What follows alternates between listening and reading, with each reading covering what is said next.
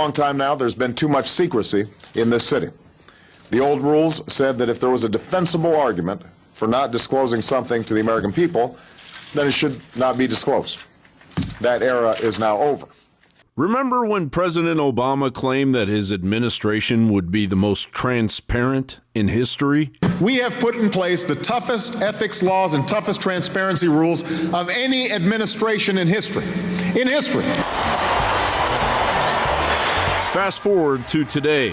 Obama's administration will go down as the least transparent in American history, denying access to FOIA requests, censoring government files, and as the AP reports, a mountain of claims that the Obama administration couldn't find the requested documents on well over 215,000 occasions. The Obama administration isn't just non-transparent, it is also blatantly criminal, acknowledging that within nearly 1 in 3 cases, that its initial decisions to withhold or censor records were improper under the law, but only when it was challenged. And under that umbrella of deceit, a Goliath spy state has grown.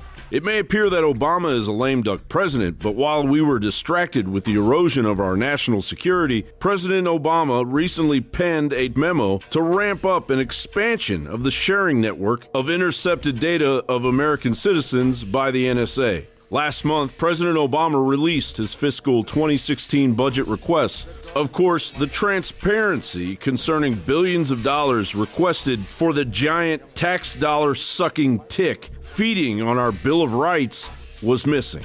U.S. News and World Report wrote, Representative Peter Welch, a Democrat from Vermont, said of Obama's black budget omission, the top-line intelligence budgets for 16 federal agencies are unknown to the American taxpayer and largely unknown to most members of Congress, in spite of the strong recommendation by the 9/11 Commission that they be disclosed. The Office of the Director of National Intelligence disclosed the administration's aggregate non-military intelligence spending request as $53.9 billion.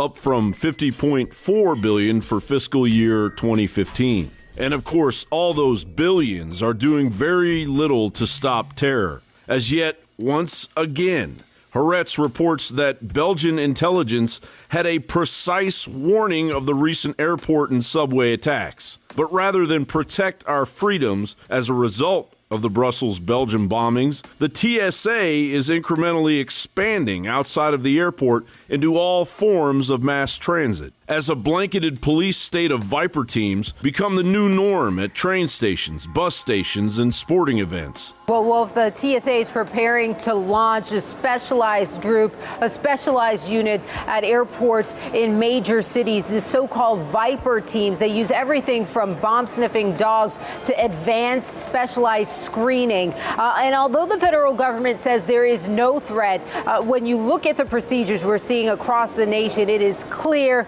that the attacks overseas has stoked increased concerns over the U.S. transit system. Ushering in random bag checks and drug-sniffing dogs to become commonplace occurrences. You may say, what else are we supposed to do? Terrorist events are spiraling out of control. But if you pull back the curtain, it's clear that it is the entire New World Order system that is spiraling out of control. This really happened. It's Executive Order 12,425 gives complete and total diplomatic immunity to all members or designate agents of Interpol, this big private police consortium out of Europe, now global, one of the dirtiest police organizations on the planet, hooked in with just drug running, child kidnapping. You can pull up all the mainstream news articles about it. And they are to have total diplomatic immunity, something police, military, FBI don't have, and they shouldn't have. But worse than that, then the FBI, if they act through Interpol, they do get it. And then here's FEMA. This is a FEMA press release, NLE09, held back in July, with troops from 14 different countries to, quote, take on American domestic terrorists. So I mean,